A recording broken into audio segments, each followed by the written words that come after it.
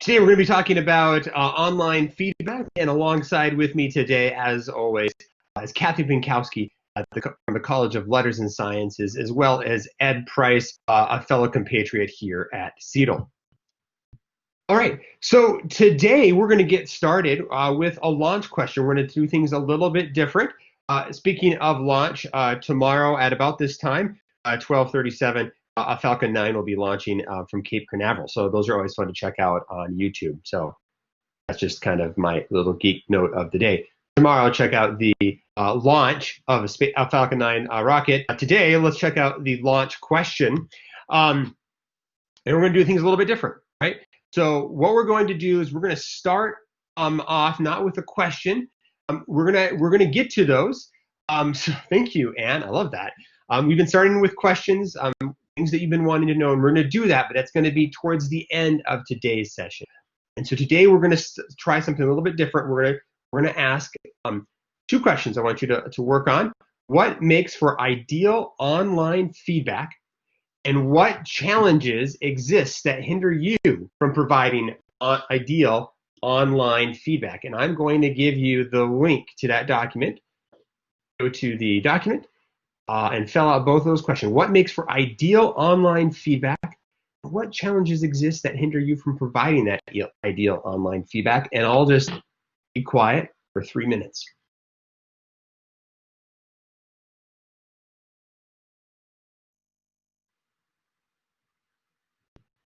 All right. I still see that the anonymous unicorn is still typing, which is great. I'm going to just start. You can still keep typing if you'd like. We'll just start walking through these a little bit. So what makes for ideal online feedback? Looking at just kind of reading off the top here. Timely feedback, absolutely. 24 hours of assignment, yeah, that's one of those things that I keep on getting hit home on from, well, students, but also from just the literature itself, which there's a bunch of links at the bottom of today's handout if you look at the bottom. Of course, timely feedback is sometimes counteracted by the finding time to do this well. So sometimes it's just hard to do it well and provide timely feedback, which actually, if you look at the bottom of today's session, out of today's handout, there's actually a lecture. There's actually a really interesting article on that one. Let me see, Flash Feedback by Matthew Johnson at the bottom. How to provide more meaningful feedback in less time. So kind of looking at that timeliness combined with wanting to do it well. Positive comments with opportunities for improvement, absolutely. It's something that's actionable, right? Great. Use student names, make it personal, and let them know they are not a number. That is really important as well. I would love to see this article right here from the Chronicle of Higher Education, if you're able to find that one, even just the name of that, just so that we could maybe I could get a link to that and add it to the resources for people to look at. So that article from today would be great. Be specific. So kind of going along with being actionable up above, how you got to make it specific as well. It can't just be generic feedback that you give to students that just kind of like, oh, this is something you should do. You should make it specific so that way it is actionable. Absolutely. Focus on one or two game changer areas. Yeah, that's another good one. That was with the Flash Feedback, the article that I linked to at the bottom of the handout today. That was one of the things that Matthew was talking about. Was one or two items that are totally just game changers that people can do and just kind of latch onto. Something that's specific, it's actionable. It's just not, you aren't trying to cover everything that they need to do. One or two specific things that could really change the game of that assignment or that activity or that assessment. So that way you're able to do it maybe a little bit more quickly by focusing on those one or two things that they need to do. If possible, give student opportunities to use the feedback. This is another excellent idea as well. Going down that list, if you want students to be able to use those actionable, specific feedback that you give in a timely manner, it has to be something they can use, right? So it's not just something that they do at the very end. I remember getting all my feedback at the end of the assignment, and I got it in December on my bus ride or on the train ride back home. And I go, well, when am I ever going to use this? Because the assignment is done. Trying out audio or video feedback. That's an interesting one, considering that maybe we're going to be talking about that a little bit later. So we'll talk a little bit more about that one a little bit further on. Substantive comments with practical applications, absolutely. Detailed explanations and corrections. Yeah, and the personalization, that one keeps on getting hit on, and I think that's really speaks to its importance. Looking at some of the challenges that exist. Let's start up on the top there. Finding time, again, kind of balancing all of the things that we just said. What's ideal feedback, balancing with that with time. I think Matthew's article had a pretty interesting on that one. Thank you for the link, I see, to the Chronicle. Setting up assignments to make it easy to provide feedback. Oh, wow. So this is especially difficult when you're at the higher levels of Bloom's taxonomy when a right or wrong answer isn't clear. So it's difficult, but thinking about your assignments is kind of ways that you can give them good feedback. And I think maybe when you're setting up your assignments, that's also where rubrics can come in as well. That will, one, help out with the timeliness, two, help out with being, giving them some things that are actionable or something that they can do. You can give them rubrics that are kind of designed that way. And setting up a rubric in that way, setting up the assignment in that way to make it actionable, to make it, impactful is hard. I think it can have some really good impact later on. Scaffolding assignments, absolutely. But yeah, it's difficult. Absolutely. Yeah, that's one of those things that hopefully some of those articles, and then also Ed's and Kathy's will maybe talk a little bit about that as well. So it's a challenge. Setting up the assignments to do that is hard. Hopefully some of the literature, or maybe we can talk about that a little bit later on. Is there anything, do you want to expand upon that a little bit more? Besides, setting up or using rubrics or something. I don't know who wrote that, but setting up assignments. What else is there anything you'd like to talk about in regards to that?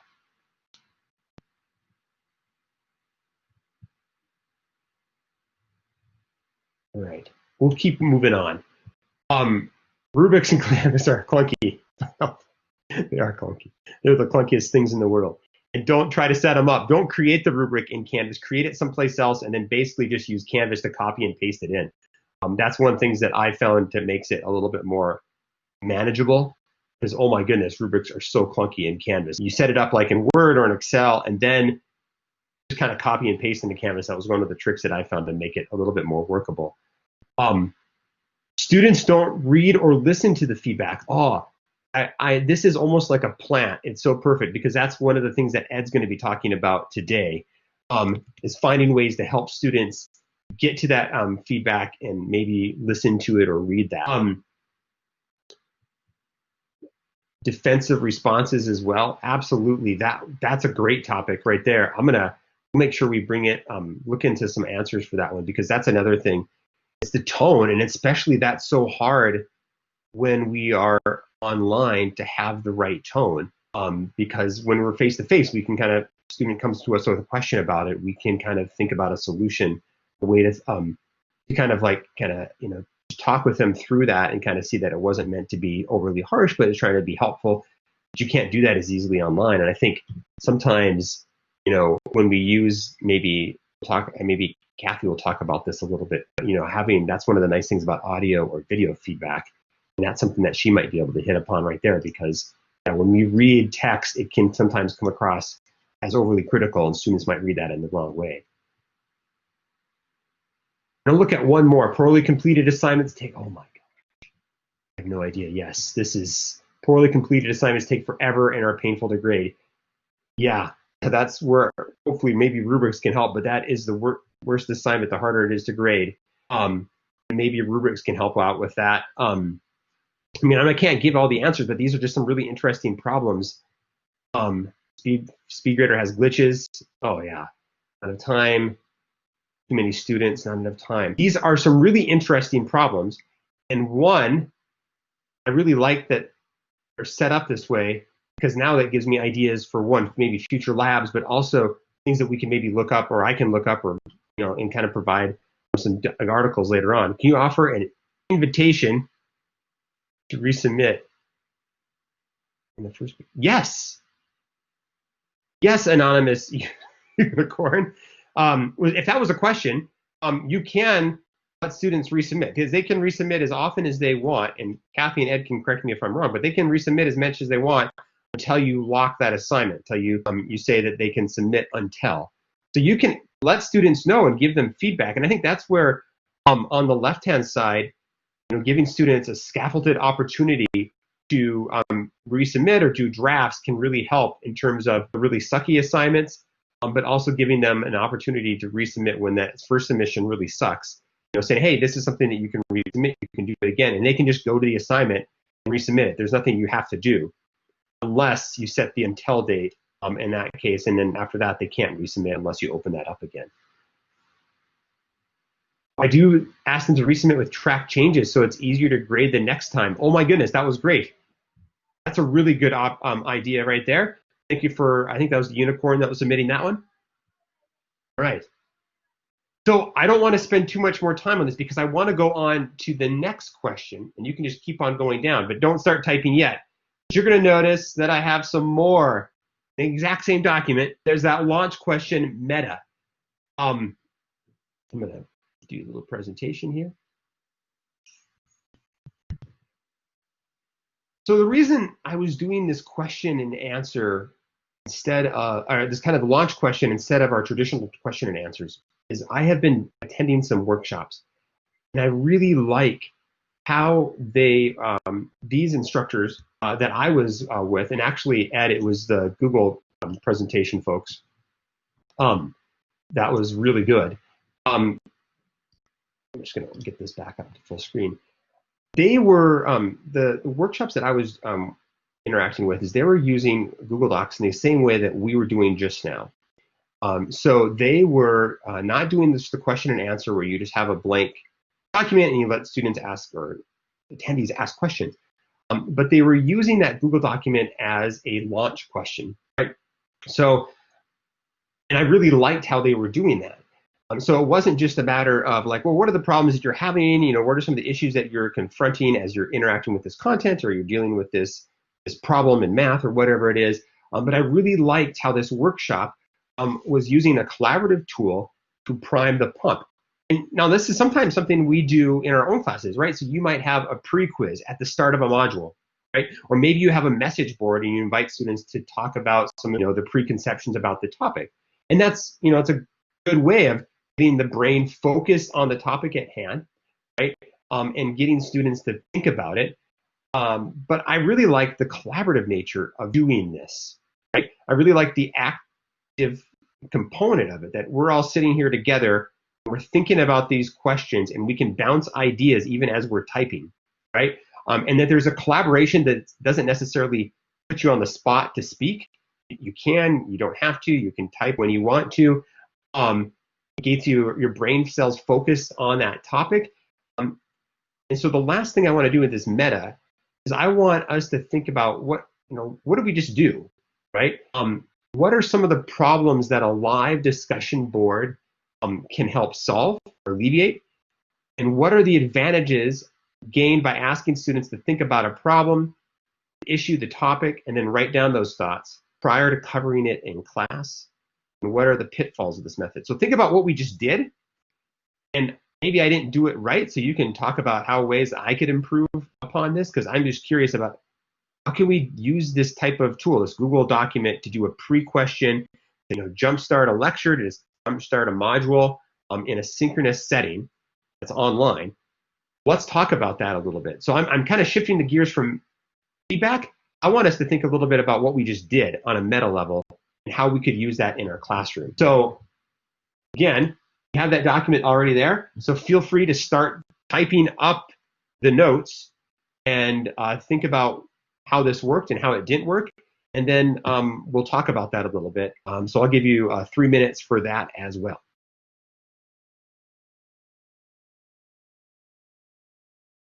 So what problems could a live discussion board alleviate? Interact with discussion matter before they had to participate in there. Chance to correct misconceptions on the spot. That's one of those things that I really like about forcing us to do, or having students to do pre-assignments. really kind of dealing with the misconceptions. And what I really like, and that's is kind of highlighted here, maybe it's an advantage under the advantages, dealing with preconceptions, but then also uniting that with not only dealing with preconceptions, um, but you're forcing students to write it down. And I remember going to different sessions where we were asked to do the exact same thing. And I always, it was kind of like, okay, I'll just write down this, I'll write this down. But now I wrote it down, and now I kind of own it, right? And the narratives we construct for ourselves sometimes means that, like, we'll do a pre-assignment, or we'll think about, or we'll ask, their instructor will ask us, okay, think about this topic, right? So you think about it. But if you don't write it down, by the end of the session, the instructor will say, well, what did you think about it at the beginning, and how has that changed at the end? Your ideas at the beginning have been shaped by the topic that was just discussed. And so at the end, you kind of doesn't have that same impact. But if you have like a 3x5 or a Google Doc that you wrote down something, and you look at the end of the session or the module about what you wrote at the beginning, you see it in black and white, there's something powerful about that. It's like, oh yeah, I really didn't understand this topic, and wow, look at how much I've grown. Right? So you can install a growth mindset. You can help students identify their own preconceptions or their own stereotypes that they hold. I think that's really cool about the writing down process, even if it's virtual. No one brave enough to ask the first question. Yeah, absolutely. Getting students an opportunity to write it before they have to speak it. I think that's a really good one as well. Gaining experience from each other. And I know there's lots of good things. You really wrote a lot of good stuff, so please read over these. There's lots of good comments in here. And having a live board is like a real conversation where you can read someone else's comments and respond right away. That's the thing I love about doing this, is that you see this kind of this document expanding all at once. You see a thing you really like, you can just kind of pop in and just say, oh yeah, I think this is really good, and these are some of my own thoughts on the same thing. Well, you know that the author or the speaker is right there. It's kind of a nice, I really like that. What advantages are gained by asking students to think through a topic and writing their thoughts prior to covering it in class? They have that written record, absolutely. Accountability, I love that part as well. Just finding low stakes opportunities to hold students accountable. That's not, hitting them over their head with a massive grade deduction. Building a classroom community with mutual problem solving. That was the other thing I really took away from that workshop as well, that there was this classroom community being built amongst strangers during the first session. I normally am kind of an introvert, at least, I'm by nature. And I don't always like the community building that we have to do when we do, like, if you go to a workshop, or you go to a conference, and you have to get into these new groups every time, and you have to introduce yourself over and over throughout the day, or you have to kind of build these kind of somewhat feels like artificial sometimes relationships with people, and then you can start collaborating. Because what I really liked about this is that we just kind of jumped in. It was the initial question, we started writing, and I instantaneously, maybe not instantaneously, but I was starting to feel more comfortable with the people, because I kind of got a sense for who they were just by reading their comments, right? Reading their LOLs. I kind of got a sense for the room in a meaningful way that contributed to knowledge that I could use in that workshop. And we were building a community at the exact same time. So I really loved, it felt like a low stakes, not intrusive, meaningful way to build community. And that's what I really was latching on. It was kind of like, oh wow, this is genius. I really like this. Again, there's so many good comments here. I can't get everything. Semi-forced participation would need a way to be less anonymous to really force it. You're right. You would have to have students either log in, or UW-Milwaukee, you'd have to get a Google education license. Or you could use OneDrive for this as well. One thing, though, that my wife, who does this in her classes, is that sometimes students feel a little hesitant when they know that people are seeing them as they type. And if they make a spelling error, it kind of like, oh no, you kind of feel like you're on the spot. So it's a balance. And so I'm not sure the right answer on this, but there's that one desire of, we want this to be forced, we want this to be, you have to do this, or kind of students feel on the spot, like now everyone's typing and they can see me. Kathy, did you have something you wanted to say? I just saw your picture go up. I thought maybe that was. I have no idea why my picture went up. I didn't even Oh, have my that's hands okay. on the mouse or keyboard. There's a glitch. All right. Students who say there's some problems in here, pitfalls. We will get to those. Um, you can look. I mean, you can look over those. I really appreciate the hive mind that you contributed to today. Thank you so much. I'm kind of curious about how this live question would work. So, I mean, this launch question would work, and I really thought it was a really interesting way to start a session. So, thank you for humoring me and providing some really interesting feedback on how this would work, what problems this might help, and how this might be problematic. So, thank you so much for that. But we're going to have to cut it off because I'm just running. I just wanted to make sure we had enough time for Kathy and Ed. Next on the docket is Ed Price, and he's going to be talking about communication and looking at ways that you can guide your students towards the feedback. So that was, again, one of those questions that you had, or one of the problems that someone identified. How do you get the students to read this? Guiding your students towards the feedback and not just the grade. Take it away, Ed. You can take over the entire Collaborate Ultra if you'd like. Haha. So thanks, Lane. And I'm going to try and compress a little bit because I know Kathy's got some great stuff which will kind of fold into what I am going to generally kind of talk about, and just trying to switch a couple screens here. But I think some of our frustration okay, it doesn't want to share my screen. There we go. Glad it's playing along now. Maybe. Well, that's being weird too. Canvas and Blackboard not playing well today. So in general, I think some of our frustration as instructors come from that we give all of this feedback, we take all this time and all this effort, and we construct this great feedback, and basically students don't read it, or they just look for the letter grade. So I think we kind of have to nudge and guide them there, because and part of the hassle is Canvas. And as much as I love Canvas, as a student, if I go to my class and I look at the grades of things, yes, Sarah, I couldn't agree more. And this is just a test class. And if I was looking at this assignment, this feedback for active teaching lab, I see the grade, I see what I got, and then I can click on here and I see the couple comments that are on the side.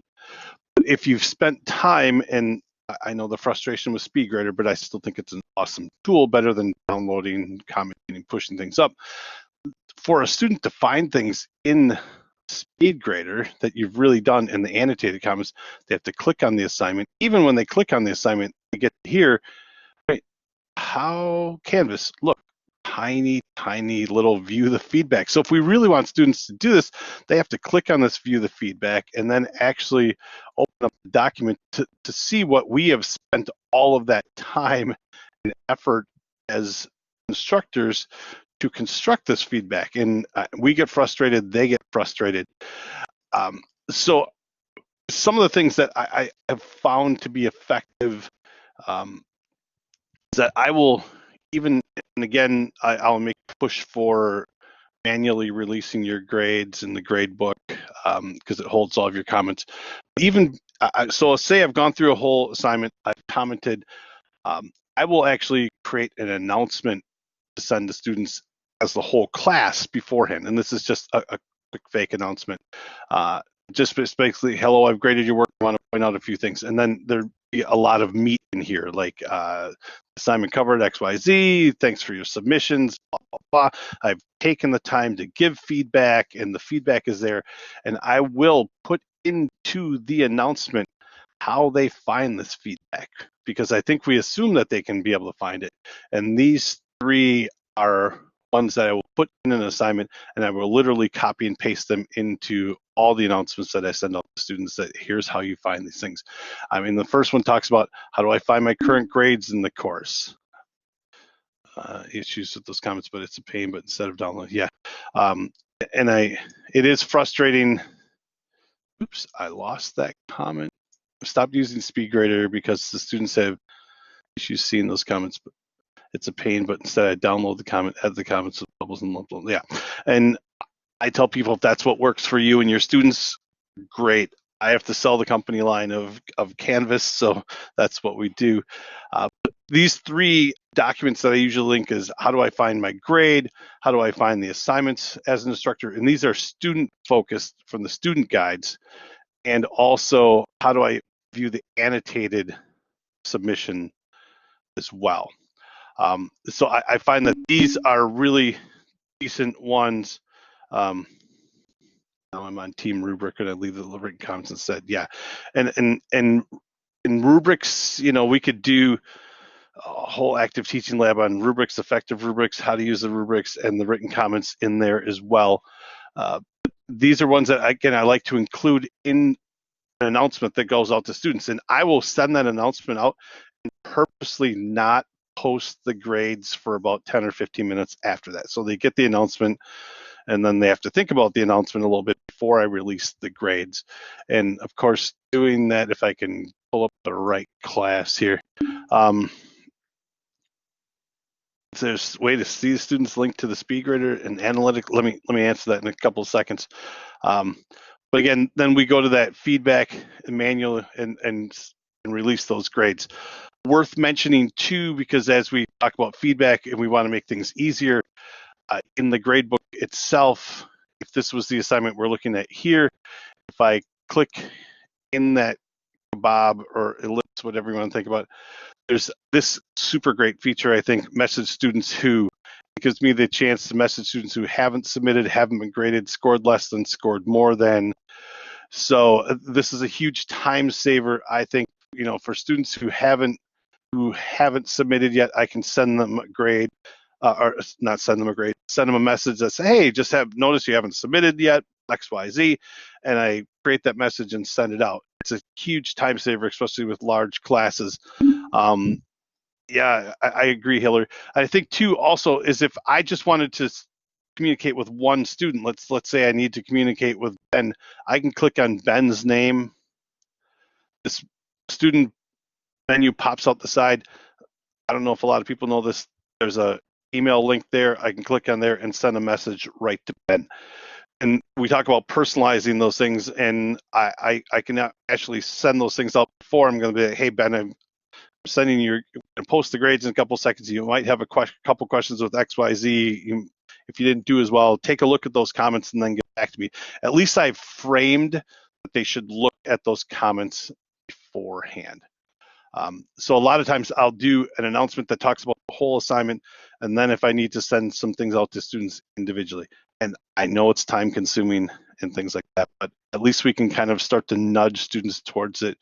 And these links that I put in the announcements as well are usually in my course in the first module as well, because they'll be permanently there, talk about how to find the grades and how to find the comments, so I can refer students back to that.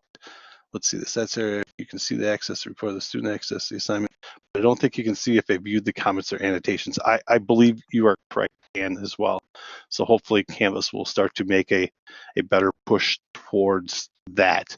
But Kathy's got some super stuff, and I think these nudges towards finding the comments are great. And Kathy's going to talk about adding the video comments to people. So I'm going to stop sharing my screen so Kathy can take over and talk about the video and the different ways to do those videos. Kathy, I'm being quiet now. Okay. Hey, can everybody hear me? Yes, I can. Okay, great. All right, thank you for having me today. I absolutely, Bill, yes, you can hear me? Saw your hand up. Okay, so something I wanted to talk about today was video feedback. But before I get into that, I would like to really second what Ed did. I love the way procedures right in the announcement, because it is really important, and it's amazing how students otherwise just look at their grade and go on. So thanks for that, Ed. So I'm going to talk a little bit about a page that video feedback. This links to an article that's quite long, but scholarly. It also has tables about the advantages, there are many, and some of the disadvantages you can imagine. But I wanted to focus right now on the advantages because I'm that just are kind of feeling this lack of engagement. And doing video feedback, even if it's only occasionally, can help engage students. They help create a persona for you. The students tend to feel like you are talking to them, personalized feedback. You're able to provide more substantive feedback, more detail, and the detail helps it make more sense. In fact, I have even done something where I put a few comments on the page and then shot a video. But I just really like the idea of being able to elaborate a little more. The tend to talk more about the positive things that the students did in the paper and to make it a little bit more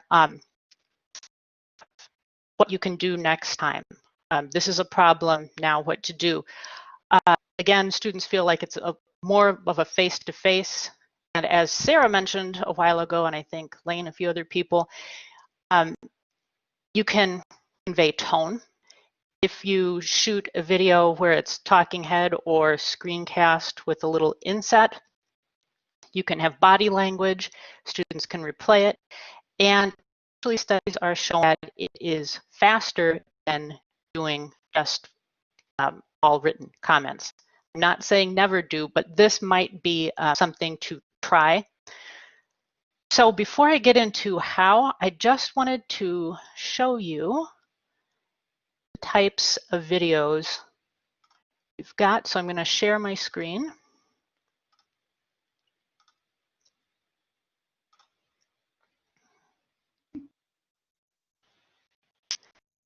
Okay, so everyone see my screen? I gotta see, I think Sarah just commented, but I'll look at that in a minute. So there are, again, this is the page that I'm going to have Lane send out later that lists the pros and cons of video feedback and citations. There are types of feedback videos that you can create. So one is the talking head, and you can create that. This is an example directly in Canvas. So do here is on your to-do list. I'm going to go to SpeedGrader. And feel free to jump in with questions at any time, and Ed or Lane can read them to me. So I'm going to go to SpeedGrader, and I already did one, but I've got my test student here, and the student's video is loading. So what I can do is just media comment. And if I want to my webcam, and notice I'm going to in a minute, and I can start recording. And I'd start with the student's name, a little about the assignment, etc. Finish. Also, notice that you can start over. Although, something that I read a lot about was that it's best to keep this informal, ums and uhs, or just a little flub is okay. It actually humanizes you a little bit. Your students expect that. Something else to tell you is that this doesn't take up any class space. So if you're worried about, oh gosh, this is going to really chip away at the two gigs I have, it does not. Okay, so I recorded it right in Canvas, and I can click Submit. All right, and then from the student view, can't see the comments address. No. There was one question. Are videos ever an issue based on the student's internet speed? These are pretty low quality videos. I mean, they're small. I would say probably not. But I can look into that and see. But if they are, it's much less taxing than, for instance, an online meeting. I think the ones I shot were just a few megabytes. It'll buffer it out too, right? It's not like when it's Yes. live. Yep. So I just want to show you quickly before I go on what it looks like to your students. So I'm going to go into the test student, go into view. And I'm just going to go to the one I did. And this is why I think that it's a great idea to do what Ed said, is to give people a tutorial, because you might look and think, oh, well, I guess I got 10 points, goodbye. You'd have them click submission details. And then I can see this, I've got 3 media comments. So that's just something to consider. You could even have them do something like, I've had this a lot, where I will add pretty thorough feedback, and then I ask for a second draft, so a resubmit. That guarantees that you are looking back. If you're not, it's obvious if no changes have appeared. I'll leave student view here. Are there any questions, or are you okay if I move on? I'm not seeing any in the chat. All right, sounds good, thanks. So we've got the talking head, but that's webcam only. The nice part is you can do it right in Canvas, but you're not providing the students with a whole lot. So for instance, if you're teaching writing, I really like to kind of walk along with students. So there are a number of tools that are free that I'm providing here at the page that allow you to do more. Record a screencast. Sorry, give me a second. My husband is with the dog and thinks he has to stand outside for the rest of the presentation.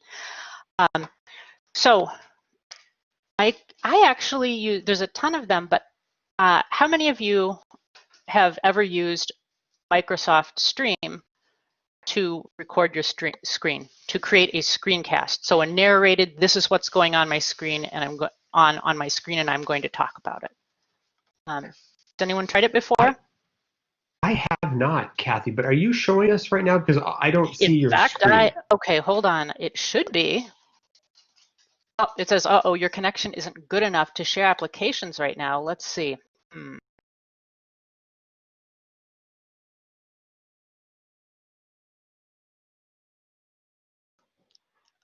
Okay, trying one more time. I had mentioned to Ed that my computer has been pretty rough today. So I'm going to share the screen again. Okay, can people see the screen? Yes, I can. Okay, so the talking head video, the problem is I like to walk people through a little more. So I have used Microsoft Stream. It allows you to do 15-minute videos fairly quickly. Hello, test student. This is my example of giving feedback in a screencast. So this is what the screencast would look like. And I'm just going to go back and demonstrate. So this is one that I like the most, actually. Oh, let me see. I like to use a combination.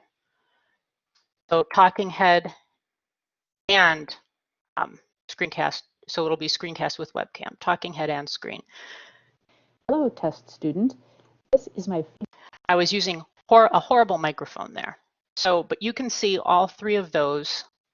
The difference is just you, just the screen, and screencast, kind of a picture-in-picture.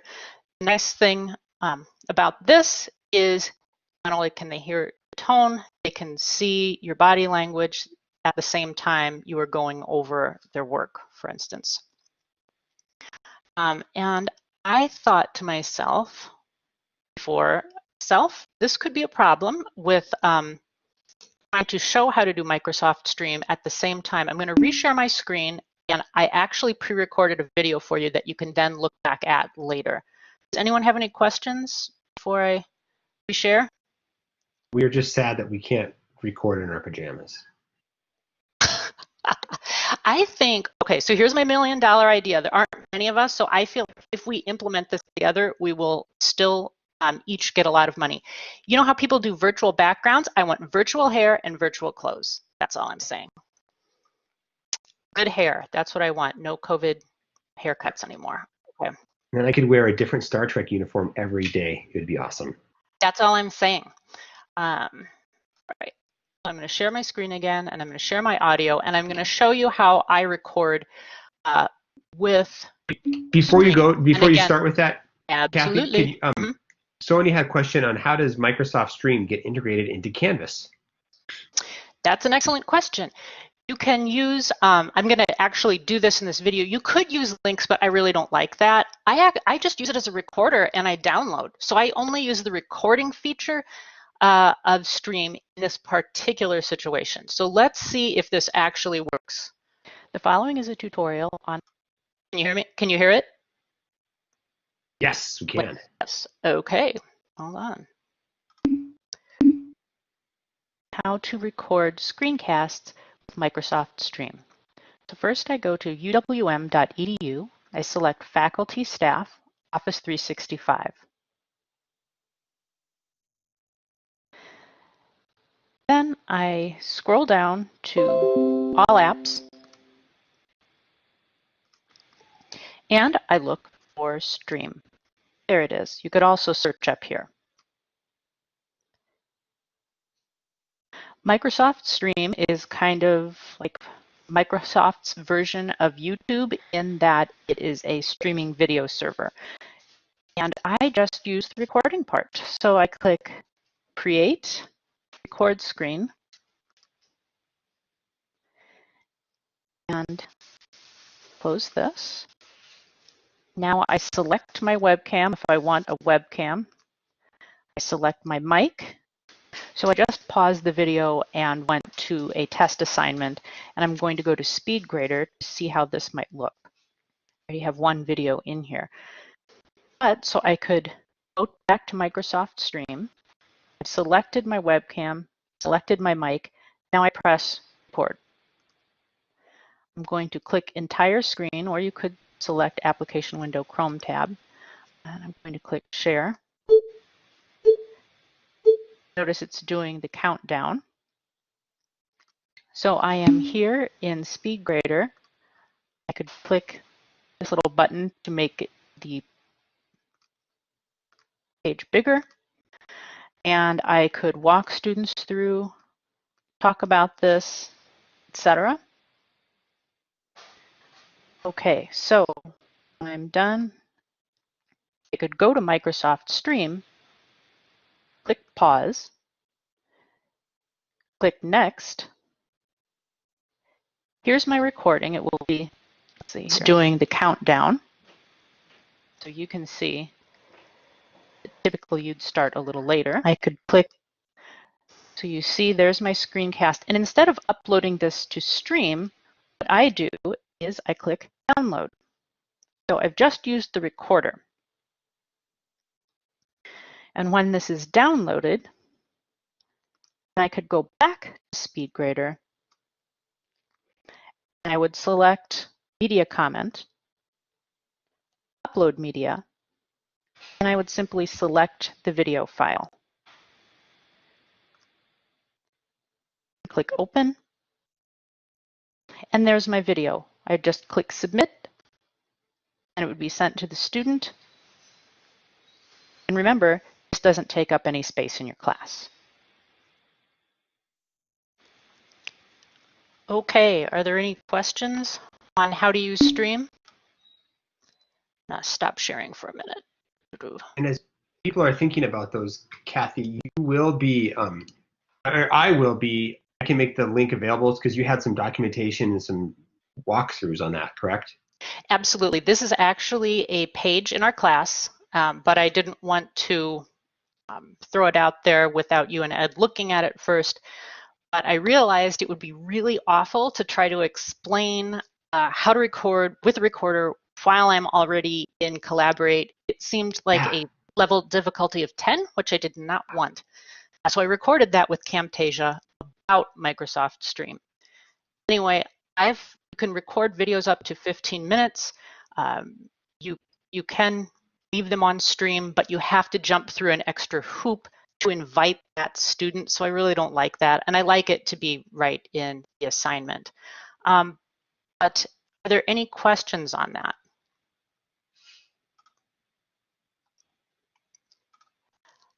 All right, so I am going to turn it back to you, Lane. Thank you very much. Thank you, Kathy. That was really, really helpful. And before I comment on that, I'm just going to put something on the chat. I think Sarah had a question about SpeedGrader before on how to, if student comment, if you could see if a student saw it, the comments and the feedback you gave, you can. There's no way to look at a digest. You just have to go to SpeedGrader and click on it. It's in the top right corner. You can see if somebody viewed it. I put some information on there, links to information there for you.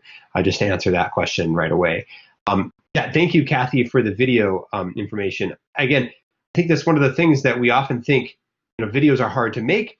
Videos take time to create, and they do if you want to do a lot of editing. But if you follow Kathy's instructions of how to do it, and you really get used to the idea that you have some ums and ahs, which again, just personalize you can save time. It's a lot easier to do this than writing it all out.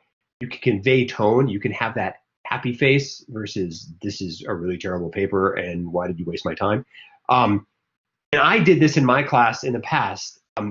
Because you could do this in D12, and students, one, I could tell that they were actually reviewing it, and two, at a higher level, and two, they were commenting to me about it as well. So that was one of the you should only grade when you're in a good mood.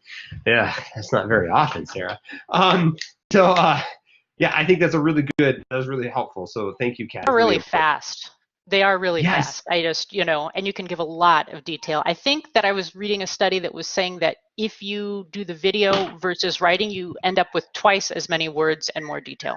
I'm sorry, my puppy is really upset that he's not with me. I'm going to mute. It's okay.